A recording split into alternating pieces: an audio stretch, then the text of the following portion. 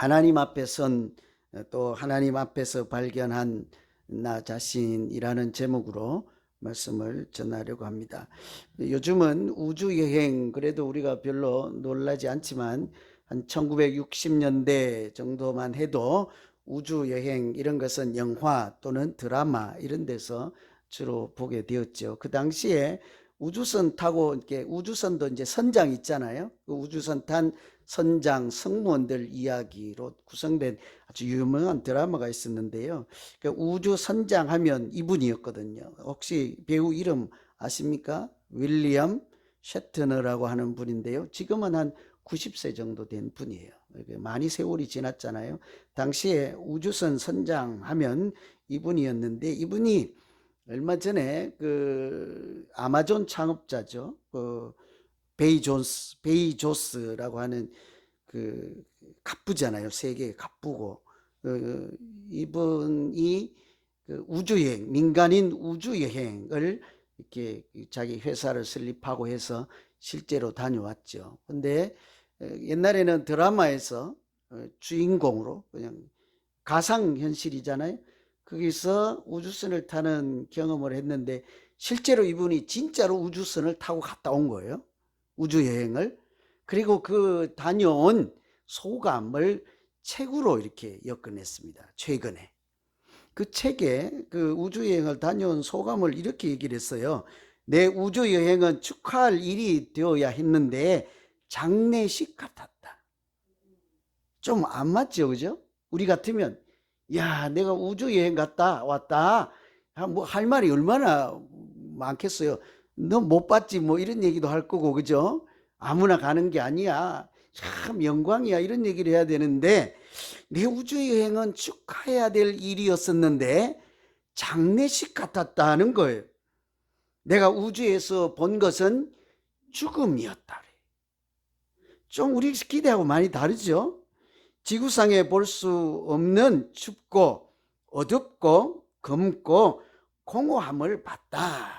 그 어두움, 공허함 이런 것은 지구에서 전혀 보거나 느낄 수 없는 전혀 다른 느낌이었다고 해요. 그런데요, 그렇지만 우주에서 바라본 지구의 굴곡, 어제 우리가 보고 온 계곡, 협곡 이런 게 이게 그런 굴곡이잖아요. 산맥, 바다, 땅 뭐 이런 거, 이런 굴곡과 푸른 하늘은 생명이었습니다. 결론적으로 이렇게 얘기를 해요. 아름다움은 저 밖에 있는 것이 아니라 저 아래가 어디예요? 우주에서 봤으니까 지구에, 그리고 우리 모두와 함께 있다는 것을 발견하였습니다. 참 감동적인 이야기였어요. 저는 이 소감을 듣고 참 솔직한 고백이다.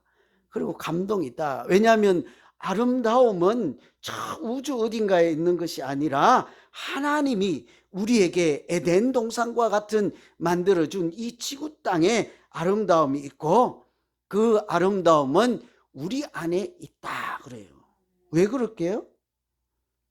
지구와 우리 자신이 아름다운 것이 아니라 그것을 만들어주신 하나님이 계시고 그 하나님이 만들어주신 사람으로서 우리가 하나님이 계신 곳이 어디나 천국이라 한 것처럼 그 아름다움의 근원이 하나님 때문이지 않겠습니까? 그러니 얼마나 솔직한 고백이었겠어요. 그래서 우리도 이 얘기를 제가 들으면서 그랜드 캐년 갔다 온 생각이 나더라고요. 우리는 그랜드 캐년과 자이언 캐년, 자이언 이게 시온이라는 말이에요. 시온, 우리 이제 정서로는 시온 계곡을 갔다 온 거잖아요. 이렇게 그랜드 캐년하고 자이언 캐년을 중심으로 한마음 가을 여행을 다녀왔습니다. 우리도 이분이 우주에서 지구를 본 것처럼 우리는 우주는 가지 못했지만 그곳에 가서 하나님께서 만드신 세계를 보면서 감동하고 감탄하고 탄성이 절로 나왔습니다. 그래서 같이 갔던 분 중에 한 분이 이런 얘기를 했어요. 이런 것을 보고도 눈물을 흘리지 않으면 사람이 아니다. 그렇죠. 저는 100% 공감해요. 이런 장면을 보고도 감동하지 않으면 그 마음이나 그 양심이 좀 죽어 있거나 너무 딱딱해진, 세상 살기에 바빠서, 아니면 새 속에 물들어서 오염되어서 하나님께서 우리에게 주신 아름다움을 보고도 감사할 줄도 모르고 감동하지도 못하고 이렇다는 것이 아닙니까? 눈물 흘리지 않으면 사람이 아니다. 왜 그런 이야기를 하겠어요? 하나님의 세계를 눈에 보이는 것만 보지 않고, 그 그랜드 캐년을 보면서 보이는 것만 보지 않고 뭘 봤겠어요? 그것을 만드신 하나님을 동시에 보았기 때문에 그런 소리를 할 수 있는 것이지 않겠습니까? 제 눈에는요, 그분은 그 그랜드 캐년을 보면서 자기 자신을 만나고 자기 자신을 발견하고 있는 중이라 하는 생각이 들었어요. 왜 그렇겠어요? 하나님이 만드신 작품을 보고 참 감동하고 감사하고 하나님 앞에 서 있는 순간 있잖아요. 그것을 제가 옆에서 제 3자로 본 거예요. 눈으로 앞에 그랜드 캐년을 보면서 영적인 눈으로는 하나님을 만나며 자기 안에는 은혜와 감사가 충만해서 믿음으로 하나님의 자녀로 살아가는 자기 자신을 발견하고 있는 예배의 순간을 제가 옆에서 본 것이죠. 얼마나 아름다운 장면이었겠습니까? 제가 이런 말씀을 드리는 것은 오늘 우리가 읽은 본문의 말씀이 흡사 이런 장면이에요. 사도 바울이 예루살렘으로 올라가면 고난이 기다리고 있고 핍박이 있다는 것을 알고 사람들이 말렸잖아요. 가지 마세요. 그러나 고난이 있음에도 불구하고 나는 갈 것이라 하고 예루살렘에 올라갔더니 실제로 예수를 전한다 하고 핍박하고 박해하는 사람들이 기다리고 있다가 이 사도 바울을 체포한 거예요. 이제 감옥을 보내고 문초를 하고 박해를 하기 위해서 체포를 한 거죠. 그 사람들 앞에서 자기를 이야기하는 거예요. 나는 옛날에 이런 사람이었고 지금은 이런 사람입니다. 당신들이 생각하는 그런 사람이 아니올시다 하는 변론을 하는 것이 오늘 우리가 읽은 말씀이라는 거죠. 내가 하나님 앞에 제대로 서 보았더니 내 자신을 새롭게 알게 되었습니다 하는 내용인 거예요. 하나님을 만나고 나서 사도 바울이 달라졌다는 거예요. 옛날에 당신이 알고 있던 그런 사람들이 아니다는 거예요. 여러분, 이 사도 바울뿐만이 아니라 우리도요, 하나님 앞에 서면 하나님께서 은혜를 주셔서 어떤 우리 자신을 다시 깨닫고 알게 되고 발견하게 하실까요? 우리가 잘 모르는 것을 하나님이 깨닫게 하시고 알게 하시지 않겠습니까? 어떤 모습을 보여주실까요? 하나님 앞에 서면 첫째로는 우리가 잘못된 열심을 깨닫게 하십니다. 잘못된 열심이요. 뭔가를 위해서 열심히 살았는데 그것이 틀렸다, 잘못되었다, 그것이 올바른 열심이 아니었다 하는 사실을 언제 알 수 있겠습니까? 잘 몰라요. 여러분, 누군가 좀 잘못되었습니다, 그 열심은 틀렸습니다, 더 좋은 열심이 있습니다 하면 다들 뭐라고 하시겠어요? 당신 생각이요, 그건. 내 생각은 이것이 옳시다 하고 우리는 받아들이기가 쉽지 않아요.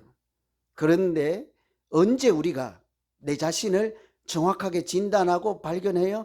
하나님 앞에 제대로 서면이에요. 그랜드 캐년 같은 데 서 있으면 나를 찾게 됐죠. 저런 웅장한 하나님의 세계를 만드신 하나님께서 만드시고 좋았더라 하셨던 그 말씀처럼 나를 여기에 세워놓고도 하나님이 이 지구촌에 살게 하시고도 아름다운 저 밖에 있는 것이 아니라 우주 어디 깊은 공허함 속에 있는 것이 아니라 하나님이 동행하는 너 자신 안에 있다 하는 소리를 하지 않겠습니까? 오늘 3절에 보시면 그래서 이 바울이요, 자기를 체포한 사람들에게 자기 자신을 이렇게 얘기를 해요. 3절 있죠. 나는 유대인이요, 길르기아 다수에서 났습니다. 태어났죠.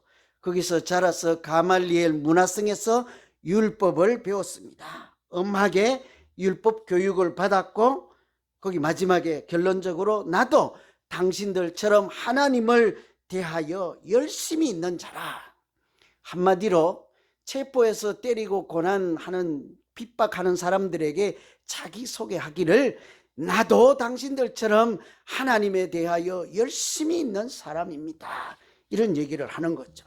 실제로 사도 바울은 참 열심히 살았던 분이잖아요. 아주 열심히요. 지금 와서 보니까 잘못된 열심이었거든요. 우리도 항상 애착을 느끼는 것들 위해서, 사랑하는 것을 위해서 내 모든 것을 걸고 헌신하고 노력하며 사는 것이 인생이지 않습니까? 자기가 한번 빠진 거 있잖아요. 자기 마음이 뺏긴 것, 한번 속된 말로 필이 간 거, 꽂힌 거 있잖아요. 그 놓지를 못하잖아요. 그게 우리 살아가는 모습이지요. 그래서 자기가 마음이 한번 가면 자기 자신조차도 그것을 잡고 있는 것을 어떻게 할 수가 없는 거예요. 그것이 뭔지 나도 몰라요. 여러분 각자 다 다르니까요. 그죠? 어떤 분은 아들 붙잡고 놓지 못할 수도 있고, 어떤 분은 명예를 붙잡고 놓지 못할 수도 있고, 어떤 분은 한 푼이라도 돈하면서 그것을 놓지 못할 수도 있고, 뭐 여러 가지가 있지 않겠습니까? 그래서 애착을 갖고 하다가 집착도 해보다가 나중에는 그 자기가 좋아해서 올인하는 것에 함몰이 되어서 자기 자신도 잃어버리고 살아가는 것이 때로는 우리 모습이라 할 수 있는 거예요.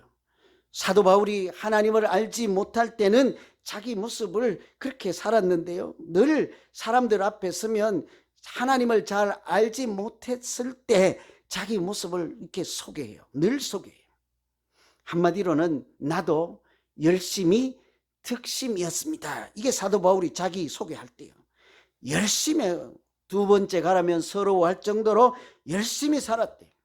사도 바울이 뭘 위해서 열심히 살았겠습니까? 율법을 위해서 아주 특심 있는 자예요.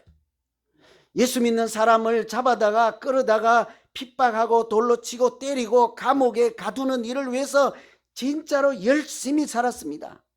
자기가 옳다고 하는 것을 위해서 저 멀리 다른 나라 수도인 다메섹까지 가서 예수 믿는 사람들을 붙잡아서 예루살렘까지 끌고 가서 거기서 문책을 하고 그런 일을 하는 것을 자기 목숨도 아까워하지 않으면서 진짜 목숨 걸고 열심히 했다고요. 그런데 지금 와서 보니 어때요? 하나님 앞에 서고 보니 이제는 뭐라고 합니까? 잘못된 열심이었습니다. 이런 얘기를 하는 거죠. 한마음 여행을 갔다 오면서 버스 안에서 우리 오 목사님께서 하나님이 주신 지혜인지 한마음이라는 글자로, 세 글자로 삼행시를 지어보자 해서 제안을 해서 오면서 다 이렇게 주무시는 분 빼고는 종이 하나 나눠주고 삼행시를 다 지었어요. 이렇게 한마음. 그 중에 한 권사님이 이런 삼행시를 지었어요. 한심하게 살아서 바보 같은 내 인생. 진짜 바보가 아니니까 이런 얘기를 할 수 있는 거예요. 우리 권사님 중에 한 분이니까 저분 바보래 그러면 안 돼요. 한심하게 살아서 바보 같은 내 인생. 마음대로 살아서 후회스러운 내 인생. 음성을 듣고 보니, 무슨 음성이요? 주의 음성을 듣고 보니, 새 사람 되고 보니 즐거운 내 인생. 아멘이지 않겠어요? 이게 대상이죠. 장원 급제할 작품이지 않겠습니까? 사도 바울이 오늘 똑같은 얘기를 하는 거예요. 사람들 앞에서 무엇인가를 위해서 내가 열심히 살았는데 그것이 잘못된 열심이었음을 이제야 알았습니다. 여러분, 이런 얘기는요, 하나님이 은혜 주실 때만 할 수 있는 것이지 않겠어요? 바보같이 살아서, 한심하게 살아서, 마음대로 살아서, 이런 얘기는요, 은혜 주실 때만 할 수 있는 이야기예요.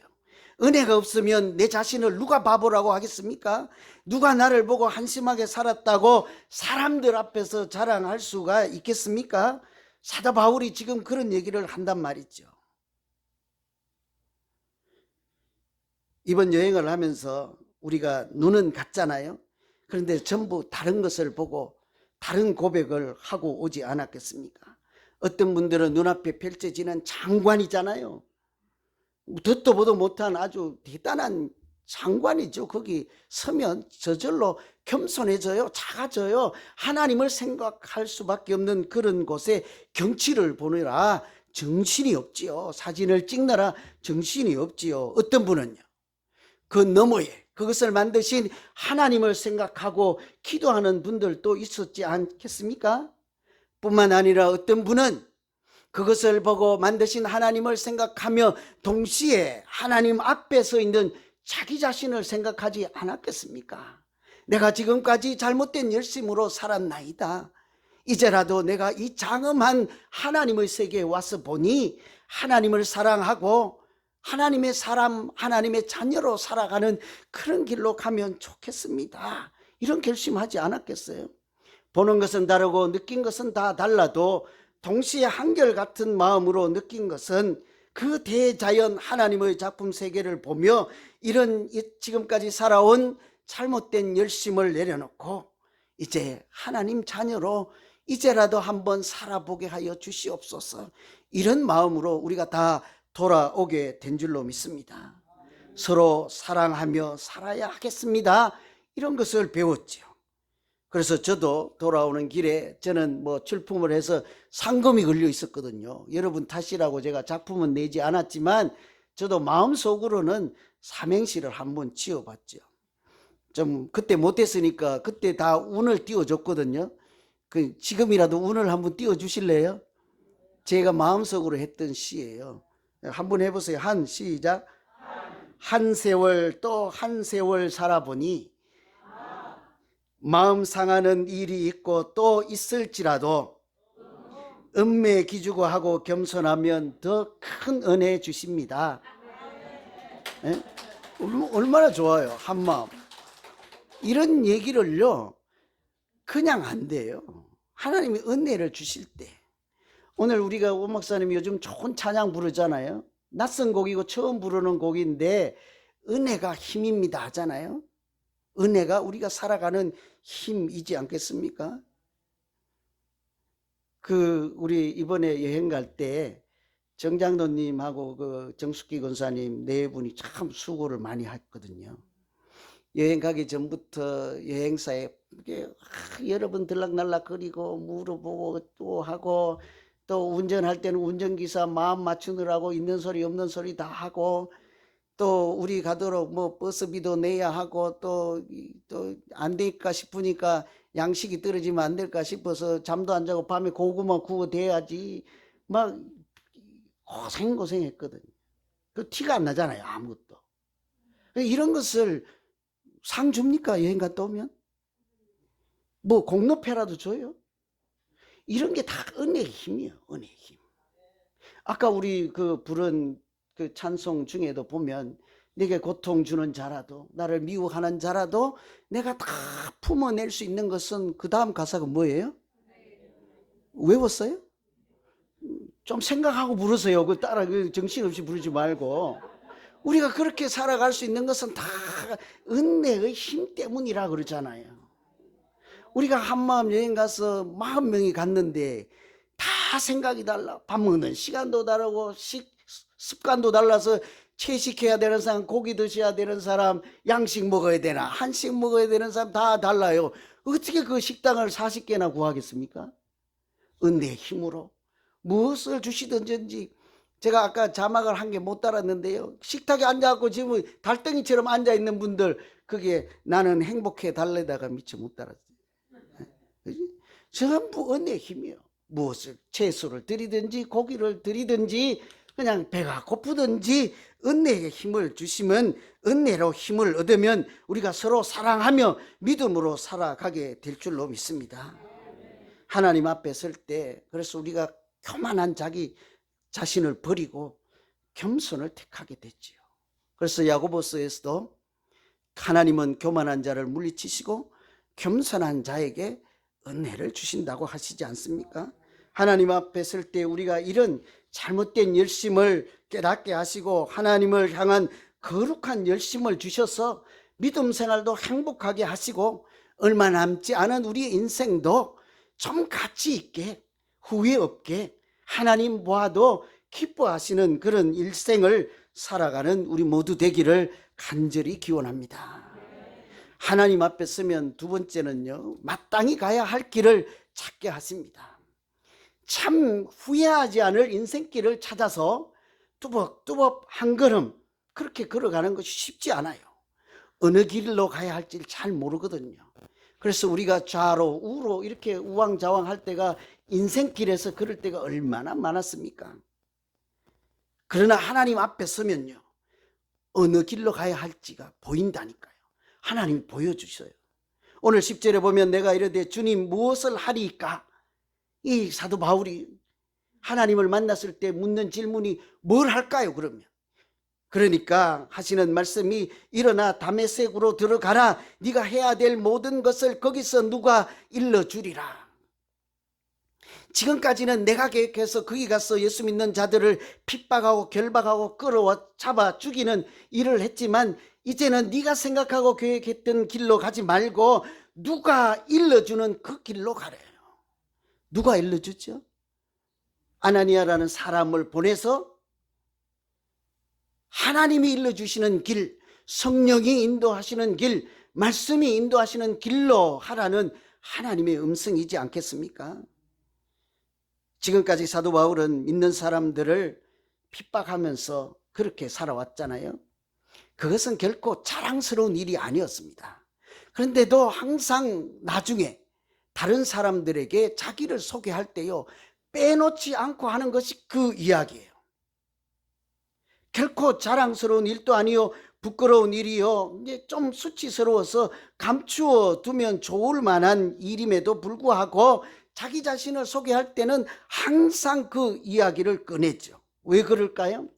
그 순간이요, 자기 인생의 터닝 포인트가 되었기 때문이에요.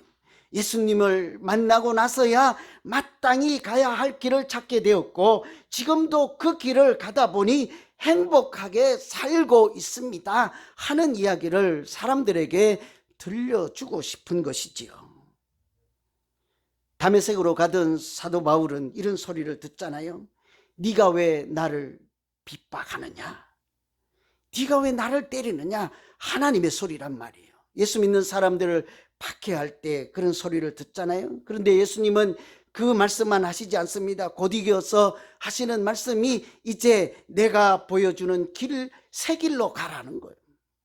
다메섹 도상에서 예수님을 만났을 때 사도 바울에게 하신 말씀 딱 두 마디예요. 네가 왜 나를 박해하느냐? 그것이 전부가 아니라니까요. 또 한마디는 새 길로 가라. 누군가가 일러줄, 성령이 보내서 하나님이 보낸 사람의 입술을 통해서 깨닫게 하는 그 길로 가라는 거죠. 무슨 길이겠습니까? 생명을 구원하는 일, 사람을 사랑하는 일, 핍박하고 박해하는 자를 위해서도 축복하는 길로 가라 하는 소리이지 않겠습니까? 이와 같이 우리가요, 하나님 앞에 설 때 하나님 새 길을 찾게 해 주시는 줄로 믿습니다. 저는 그랜드 캐년에 서서 여행을 하면서 여러분은 보일지 몰라도요, 저뿐만 아니고 여러분도 그랬을 거예요. 여기저기 가는 곳마다 틈만 나면 기도하는 마음으로 멍하니 하늘을 바라보기도 하고 나무 아래 혼자 조용히 앉아 있기도 하고 했을 것입니다. 저도 그곳에 갔을 때 이런 기도를 하였습니다.